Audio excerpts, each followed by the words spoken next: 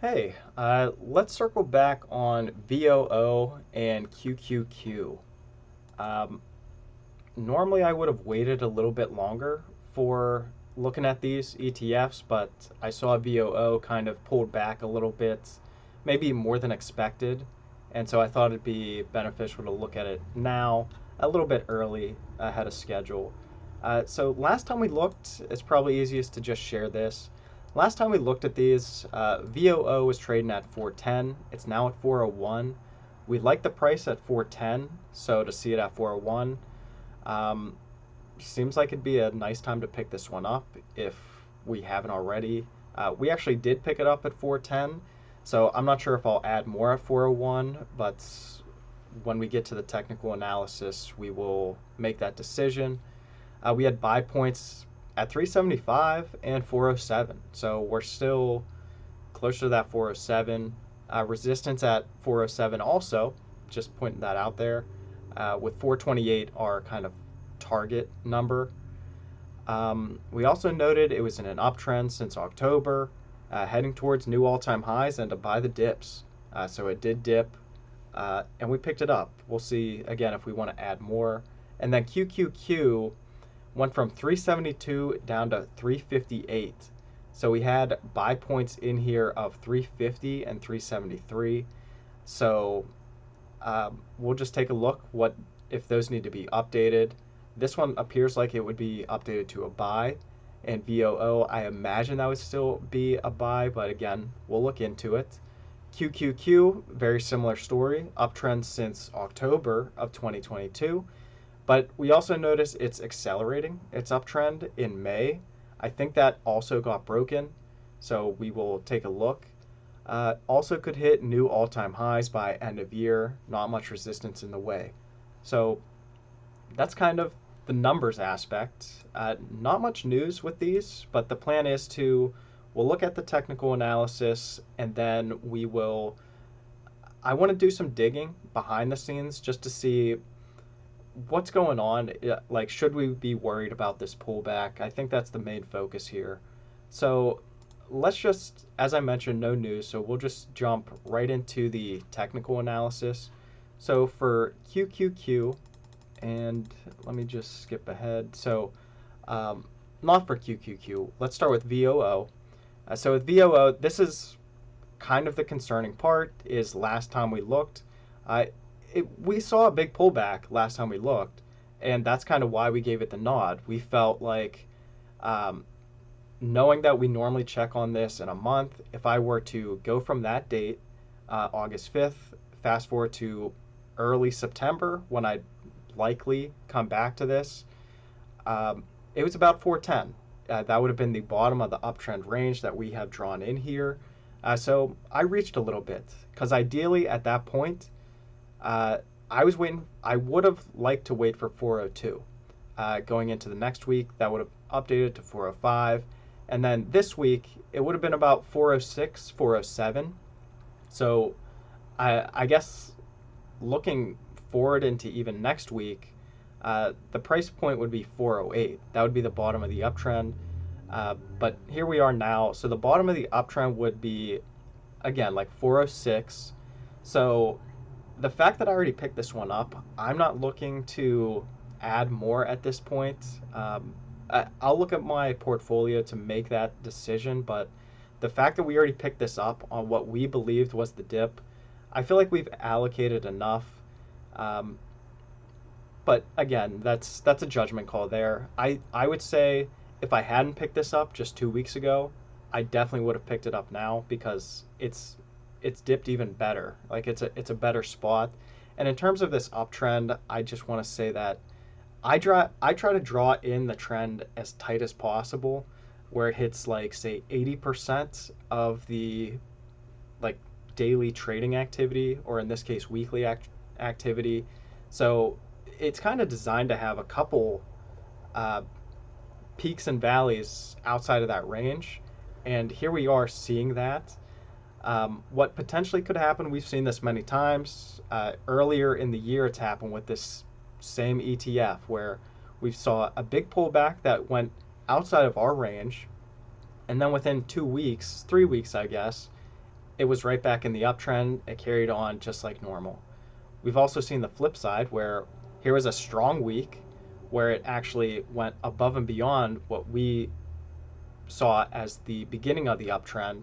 It stayed above there for about 3 to 4 weeks and then ultimately pulled back within the range, which wasn't bad. It just kind of pulled back a little bit. And then it just carried forward to where we are now, all the way at 400. When that was happening at like 350, here we are not even a year later, less than a year, already at 400. So I guess just to update this one, I'm still going to give it a buy point. Nothing's crazy happening there. It's just for me specifically, because we picked this one up, I'm not going to add anymore unless I, again, move things around, feel like it's a better spot. But yeah, overall, I still give this one a buy. The buy points we have right now, 406 is the point I'm eyeing. That's the bottom of the uptrend. If this one continues to pull back, the next spot would be 375. 375 if we just pull back a little bit. There was some support here. And again, it's blue because there's some support there, but there's also some resistance. Notably, the support was back in like May. It traded sideways there. Wouldn't go below that point. So if this one carries down into like say 390, 380, not until it got close to like 380 would I be like, okay, let's add on to this. And as far as resistance, what I think are good points is the 428. That's previous all-time highs. Just naturally, things kind of, I don't know, slow down when they get close to all-time highs with stocks. That's kind of what I've seen. And then 407, we've seen some resistance there going back to 2021, early 2022. It kind of slowed down there. Like I said, here was about a month's worth of time where it just was going on this uptrend, and the uptrend still stayed active. It's just for whatever reason it bumped its head on 407, a time where there was resistance. And so here we are now. I mean, 428, definitely some resistance, and probably we could pull that back to like 420. Would probably be a little more accurate. And it just so happened to stop at about 420. So I think overall the uptrend will continue forward. It's just maybe cooling off a little bit. I forget the term for it, but just a 10% pullback. Anyways, so resistance 407, 428, and I think what we'll do is I'm even gonna add in a resistance point up here at 420, just because it's definitely something around that figure, around 420. It's just a difficult spot to get over for this one. So I am going to update that. 407, there was some resistance. The fact that it pulled back below 407, it might trade sideways between like, I don't know, maybe not 375, but maybe like 390 and 407. It might trade sideways in a range like that. We'll see, but yeah, that's just kind of how I see it. So let me update the date. I'm going to remove, because I didn't pick this up at 8:18. As far as the notes, in an uptrend since October of 22, that's still true. Heading towards new all-time highs by dips. I guess what we'll do is we'll just add in may have broken uptrend, but not really. It definitely didn't break the uptrend. It's just our uptrend that it broke the range barriers that we had in there. But overall, I still like this. It's just because I picked it up so recently, I'm probably not going to pick it up more, but we'll see. So moving on to QQQ, this one seems to be better. It's not the bottom by any means. So looking at this, 358. So Yeah, last time we looked, it was up here. Or no, it was, yeah, I mean, it was on the upper half of the channel, but we also noticed a little step up here. So it, it's kind of interesting that it pulled back this hard because um, we were starting to question if we should pick it up when it reaches the blue line, because we've seen this with many stocks where it does make this kind of step up, where it still kind of continues along the same trend line. It's just it makes a pop and then it continues that trend line. And we've seen that, I want to say with Meta, it's done that. I'm sure with others, but it was happening here. And so we did kind of debate if this should be a buy point, this blue line that cuts through the center. And that's kind of fair value. It's just if that's the new dip point and we want to add shares, it was a spot that we definitely considered. But where it is today and how we're playing that, uh, the buy points that I like for this one are, well, the bottom of the uptrend. If we just look at next week, because this week's over, that'd be about 347. So this one still has room to fall, and I would be perfectly fine with it. It would stay within our uptrend parameters. We also have 353 that we're looking at. We saw some support back here. Not much. That's why it's such a thin line, but back in 21, it got above that point, and it tested it twice and stayed above. So there's something to that number. Not much, but enough that I'll put a line in there. We also could have considered, 365. There was a little bit, but I feel like 353 is more noticeable, so that's why it's in there. And so to be at 358, it might be worth a reach. We definitely didn't pick this one up last time. We didn't like the price, but now that it's pulled below there, I'm still going to give it fair value though, only because when I look at this chart, my point of interest is the 347, because 353, like I said, there's not much support behind that. I could be wrong, but I just would like to see this pull back a little bit more. Even if it was that $5, that to me would make the difference. It's not much, but I just feel like there's going to be better opportunities than this. So if this one pulls back a little bit further, that would be best. So 347 is the price point we're looking at, but 353 is good. I think overall, it's definitely a good spot. It's definitely below the median of that uptrend. It's definitely closer to the midpoint as opposed to the bottom. And so, yeah, just a couple dollars would probably make the difference between trading or grading this one as a buy as opposed to a fair value. It all depends on when we want to reach for it, though, too. I still think we have a little more room to pull back for these guys, but, we'll see. So overall, I'm comfortable leaving it as fair value. In terms of resistance, we have 391. So we're still a little ways away from previous all-time highs, or current all-time highs, I should say. And so just looking at the channel, the top of the uptrend, looking at next week, is about 391. So that's the only point.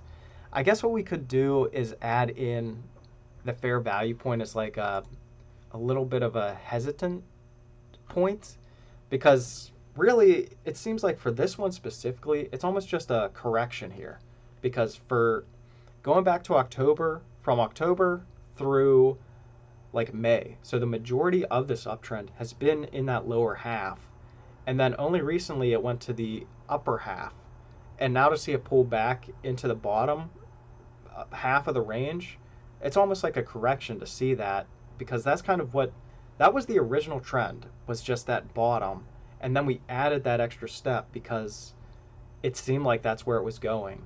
But to see it pull back like this, it almost makes things better. So what I'm actually going to do is I'm going to add in a second resistance point at about 368, and really that would just be the midpoint.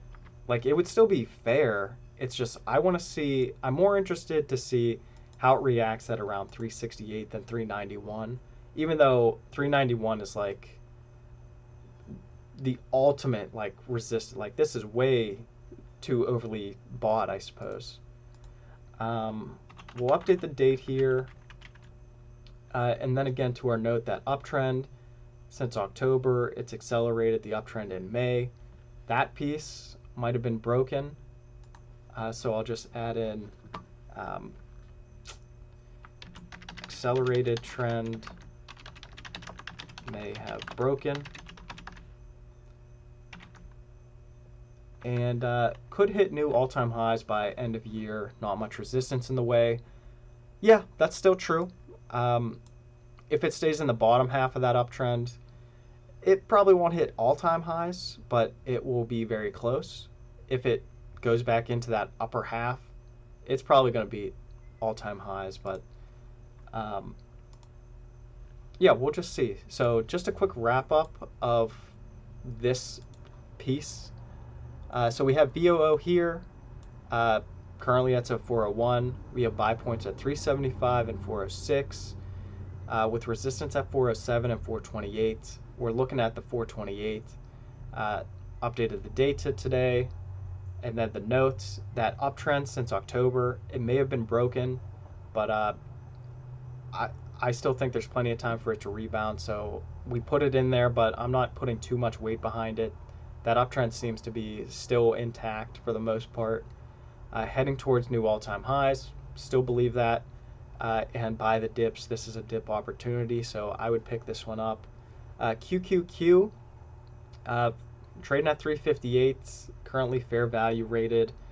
Buy point for me is 347 and 353. 353 slight support there, but 347 is the bottom of the uptrend, so that's more the ideal. So I would like to see this one pull back to, at least the mid to low 350s before picking this up. Ideally 347 though. Resistance 368 is like the middle of the uptrend. We've seen it kind of pull back when it gets in the middle of that uptrend. So we want to see what it does at 368 because there's a little bit of a buffer there. And 391 would be the top of the uptrend, the very top. Very far away at this point, but things could change pretty quickly. So we're leaving that in. But 368 is the point we're more so paying attention to today. And then the note that uptrend since October, that's still intact. It's accelerated the uptrend since May. That's the piece that has been broken.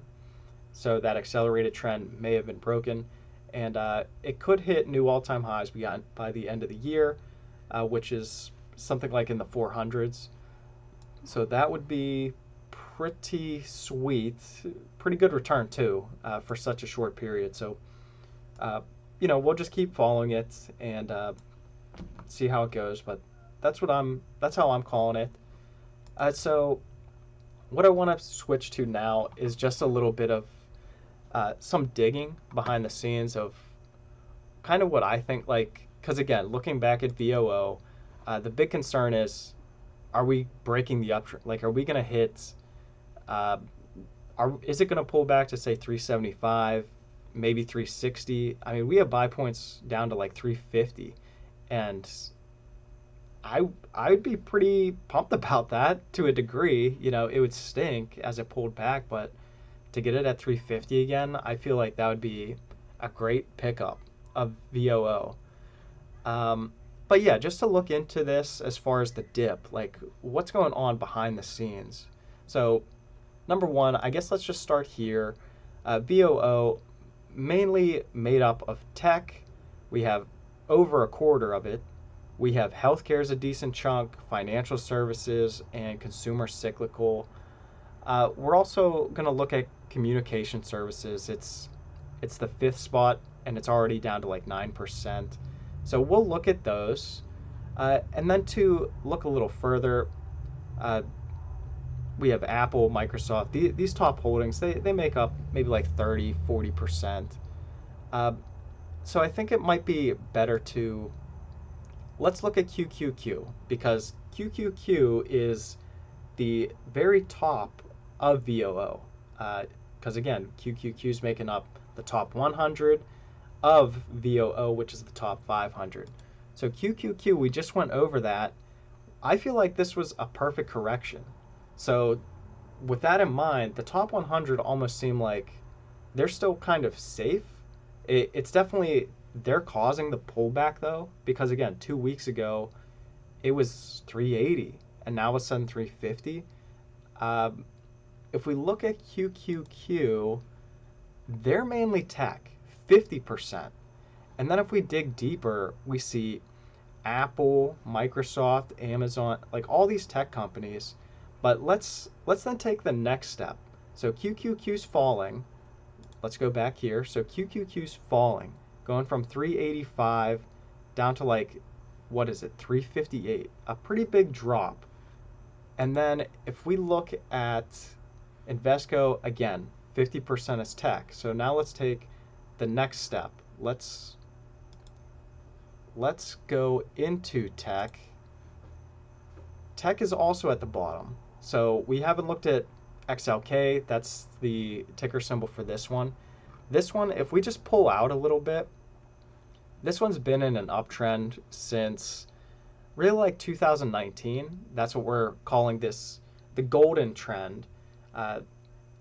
That trend, it's very wide. It's definitely wider than I normally have trends, but that trend from 2019, that's capturing 80% of the information, somewhere between 70 and 80% of all trades that have happened between that time period. It's kind of skewed in the back half, but um, that I just have to work with what I have.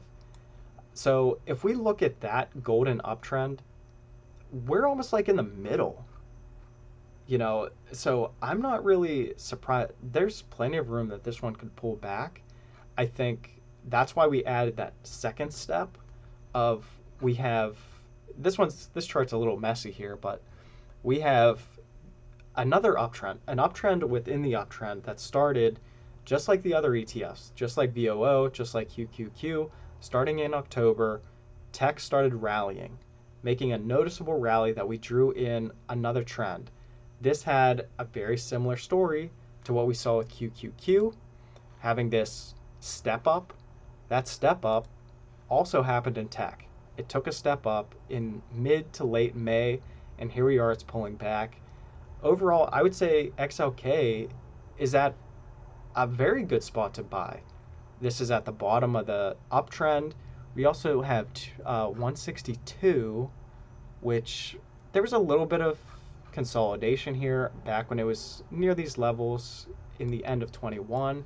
So I could imagine this one pulling back a couple more dollars, maybe to 162 next week, and that would be the ideal. Like if I had intentions to pick this one up, I would definitely be picking this one up Monday. It's so close to the bottom of that uptrend. It's at a spot that there was a little bit of support. So I would pick this one up. I'm not going to because the return's not high enough. But if I was playing this one, I would likely be picking it up. That said, if it pulled back, if it dropped below that spot, I would probably wait till, I don't know, maybe like 150 or lower, and I'd still be comfortable with that. But let's take the next step. So now we're going to go into, what is it, the third or fourth step? So tech. Tech is pulling back, and if we look at tech, who drives tech? Apple and Microsoft. Those two companies make up 45% of this ETF. So let's go back to the stocks. We just did all their earnings, so we kind of know what's going on with them. So let's look at Apple. Apple's seeing a big pullback. They were just at all-time highs. To see a pullback like this, I'm not all surprised. Looking at their earnings, they were projecting flat going into next quarter.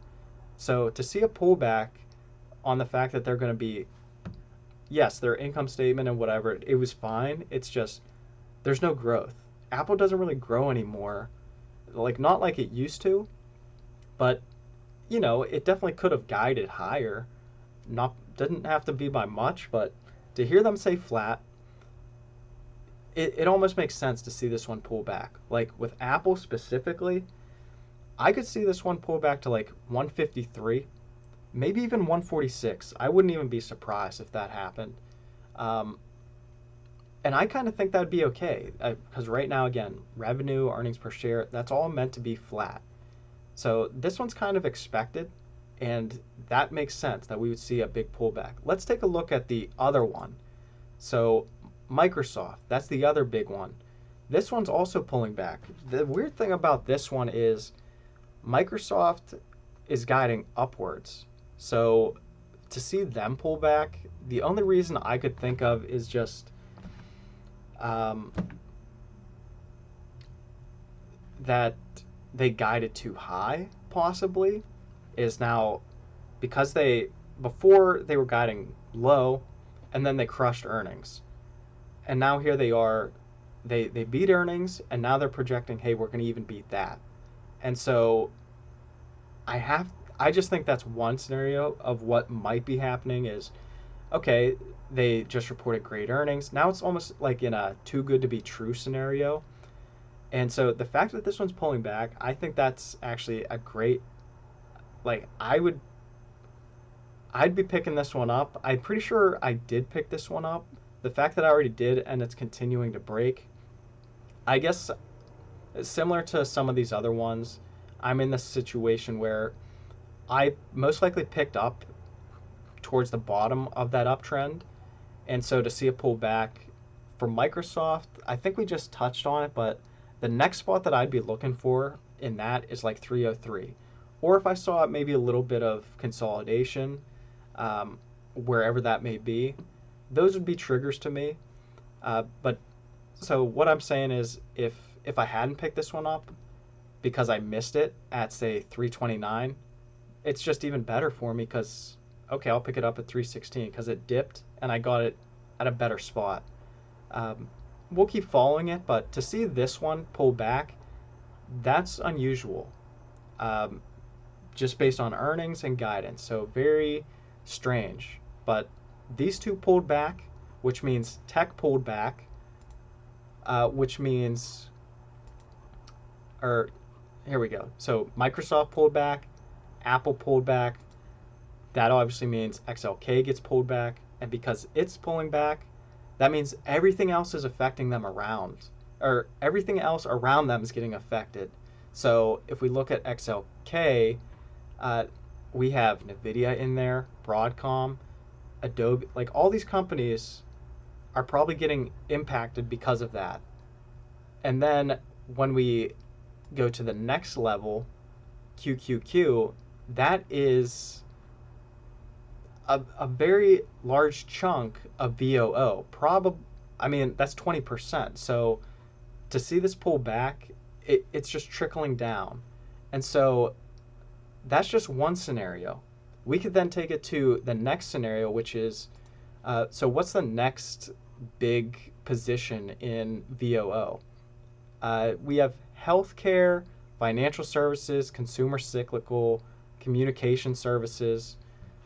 So just real briefly, if we look at that, communication services, we have Meta, Google, we cover those. So let's just take a look at communications. This is pulling down to the bottom. Again, another dip. If we want XLC, I feel like this would be an ideal spot. Again, the return's not great enough, so we don't really pick it, but we do kind of track it to see the behind the scenes. So XLC, Google and Meta, they're making up close to 50%. And so let's take a look at what those stocks are doing.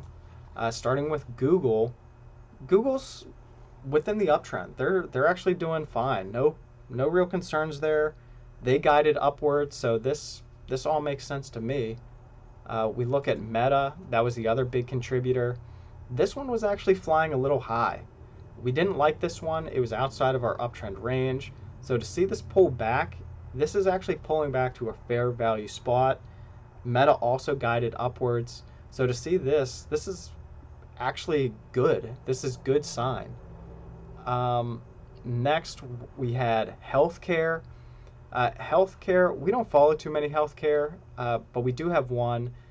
Overall, healthcare seems to be trading at the bottom of the uptrend, which it's been in an uptrend for like a decade.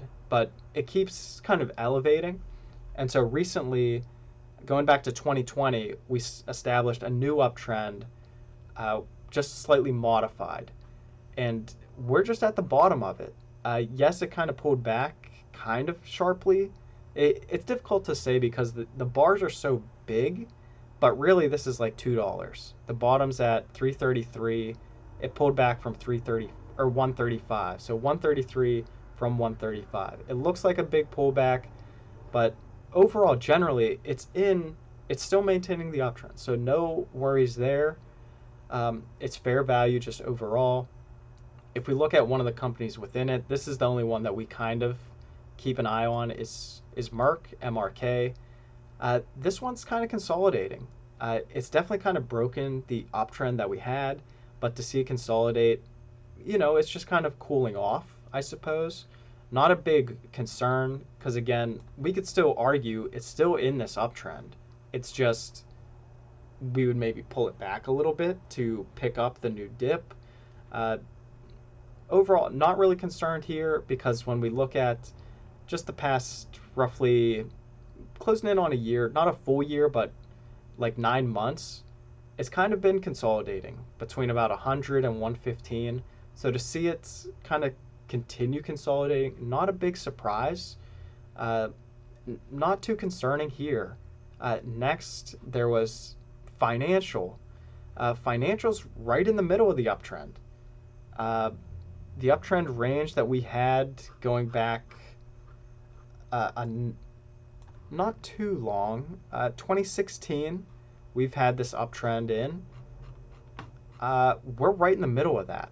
And then if you look even at the sideways consolidation that we kind of put in here between those two blue lines, it's at the bottom of that. Like we're not in, like, I'm not too like a lot of these things are just pulling back into better price points.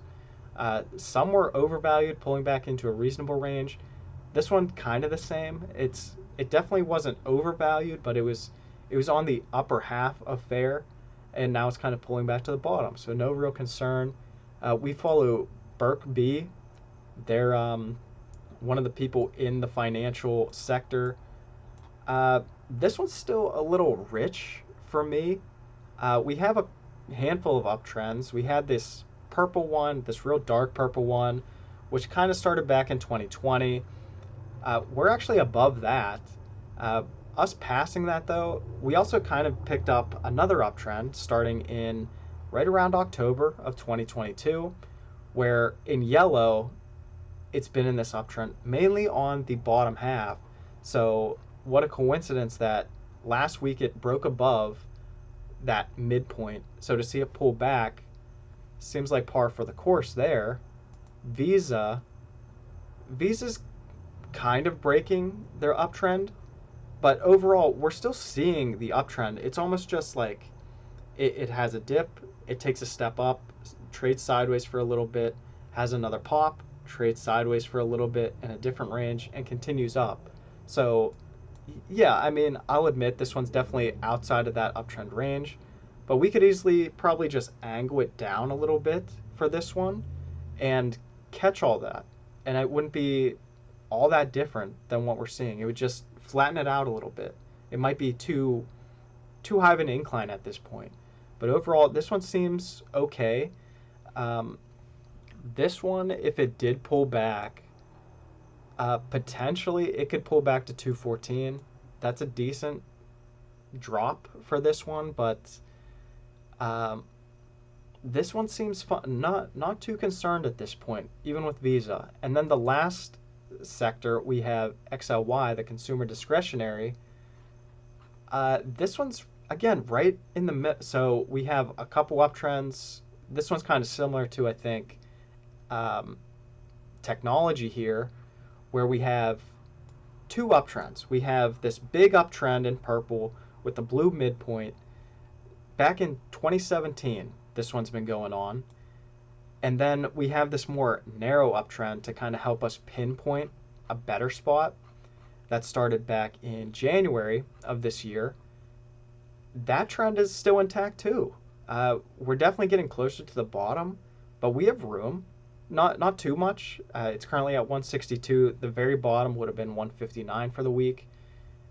This could still pull back for next week, pull back to like 160. That would still be within range. And then on top of that, we see a little bit of support at 154 when we look in the past. If it broke that point, maybe 144, I would be okay with that. If it broke there, even 137. Like, this one has so many price points, but again, it has been trending downwards. So let's look into that one. We have Amazon. Amazon pulled back. Amazon said they guided us upwards. So they're still really on the upper half. So if anything, Amazon, if it pulled back further to maybe a 129 or even as low as like 120, that would still be okay for me. Like, I'm not too concerned about this one. I think it's just all these ones were maybe just a little bit overvalued. And so to see them pull back, just everything's getting affected. So it's like it's a little correction here. And then to wrap it up, Tesla. Tesla's another one like Apple where it guided flat. So to see it pull back in this manner, kind of similar to Apple. Apple pulled back very hard. This one's also pulling back hard. But very similar again, just recently broke the uptrend. So definitely time that it could bounce back and it wouldn't be all that surprising. It just recently broke what we would call the fair value range. It kind of between 220 and 254, 255.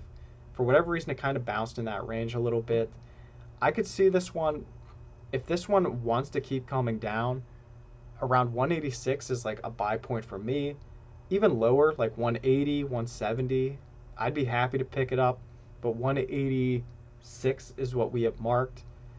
And from there, it would probably just track upwards. But yeah, that just kind of gives us an idea of what's going. Like, it's all these pieces adding up together. So like these two pieces make up a big chunk of XLY, which XLY makes up a decent chunk of VOO.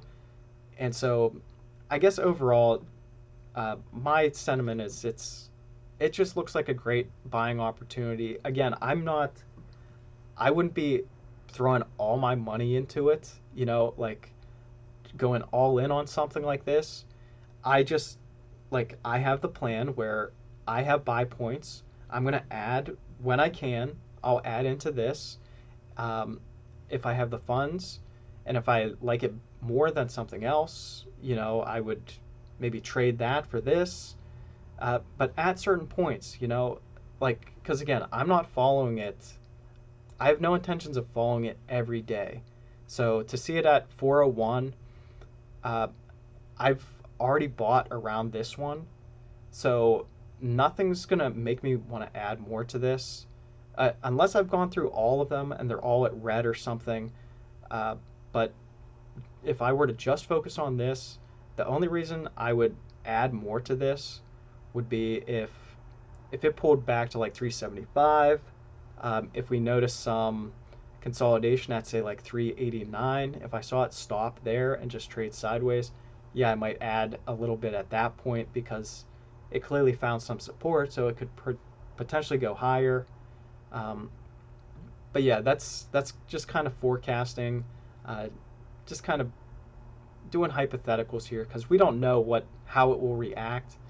But that's just kind of my strategy and how it'll play out. So I hope this was helpful. But if you have any questions or want to just add a comment, I'd be happy to read that. Otherwise, yeah, let me know your thoughts. Otherwise, please like, subscribe, and I'll see you on the next one. Bye.